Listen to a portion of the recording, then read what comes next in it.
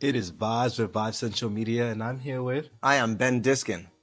Hey, so Ben, tell me about yourself. How did you get into voice acting? Okay. I got into voice acting because I learned as a child actor that I hated fame.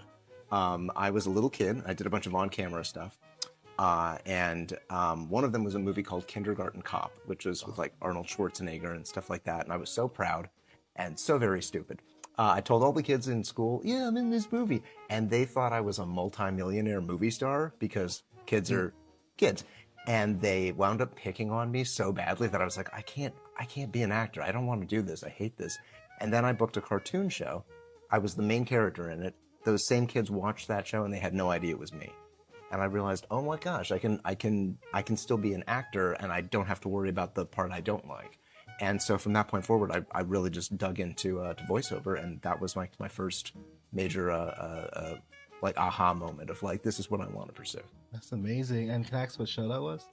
Yeah, it's a show called Problem Child. It was in the 90s. It was like one of the first CG animated series, and it shows. But it was really fun to work on. I got to work with people like Nancy Cartwright was on it, Cree Summer was on it, so like all the big actors of the day.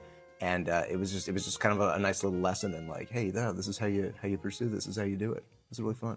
Interesting. So, what is it like to be part of such big franchises like Naruto Shippuden, JoJo Bizarre Adventure, even playing a Joestar? Yeah. I like Naruto is one of those like foundational anime, I think, at this point, where it's like being a part of it, even like as a small role, is like really important.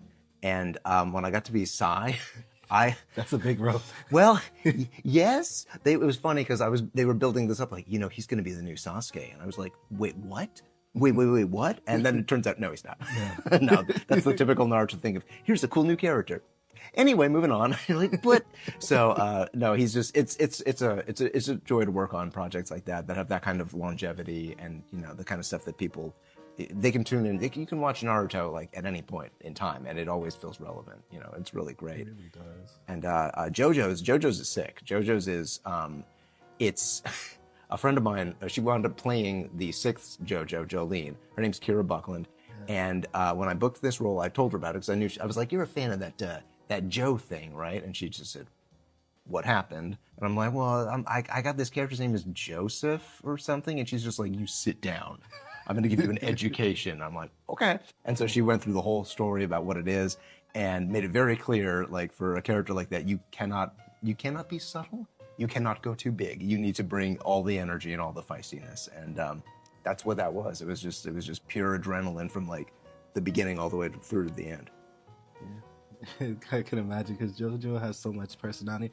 Was it hard to get into the dialect? And Joseph has a very like British accent, American British accent. Yeah. So was it hard to tap into that? No, but that's because I don't tell people I do British accents. I say I do British accents, which is my best attempt. Yeah.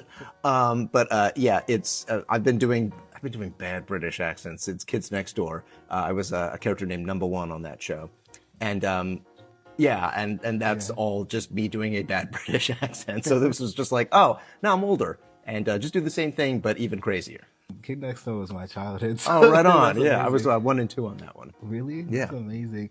Doing anime and going from doing cartoons, is there any different personalities that you have to tap in or different like ideas that you have to go into? Well, the biggest difference between like original animation and anime is that anime, the character already exists. There's already a performance that already exists in Japanese, and our job is to figure out the best way to get that character localized into English in a way that makes sense to the English audience as it does to the Japanese audience. So there's this whole secondary aspect of adaptation that has to come into play. Whereas for original animation, you're the original voice. So whatever you do, that's what's going on TV. So that's a much more creatively fulfilling, I would say, type of voiceover work. But there's also the satisfying aspect of anime because the animation's already done. So you see exactly what it's going to look like. And when it's just you doing a voice in a booth and there is no animation, you're not quite sure what the animators are going to do. And sometimes you go, oh, if I knew they were going to do it this way, I would have done it this way. Oh, I wish I could change that. But for anime, you have that instant satisfaction of here's what it looks like, here's how it sounds, and it feels really good. So going into like working with big companies, like what is that process of getting those auditions for these roles? For the most part, for like really any of the stuff I audition for, it comes through my agency. So I fortunately do not have to go to like Disney and Warner Brothers and like bang on the Disney lot and go, "Can I please audition for cartoons?" Because they would probably kick me out and say no. But yeah, my agency CESD, they're great. They make sure I get all the auditions for all the major stuff, and for some of the smaller ones, sometimes it's somebody just reaching out online. Question: what is the most tedious character that you had to voice act as? Tedious. Define tedious. What does that mean to you? Like difficult. Oh, just difficult. Yeah. Okay. I wouldn't say tedious, but like challenging vocally would be Venom from Spectacular Spider-Man. It's basically me doing 4 different alternating creature voices back to back to back, which is after a while like really rough on your voice, and then having to dub over myself as my own speaking voice to create this kind of dual layered vocal performance. It was like just to do just my lines for one episode. It took us like 5 hours of just nonstop going, and I sounded like I was dying for like a week. It was rough, but it was worth it because the final product turned out really good. What was your most satisfying role that you played? Oh boy, satisfying. They're all really satisfying. But if I had to pick, it would probably be it's a cartoon show called Agretzko on Netflix. I play a character named Haida, who is literally just me in my 20s. He makes so many terrible, cringy decisions that I spent most of the time in the booth going, "Oh my god, oh I literally did that, oh god." But like getting to play that to fruition, it's rare that I just put so much of myself into a single role, and so that felt really satisfying, I would say. Hey, thank you so much for this interview. My pleasure, man. Thank you. Yeah.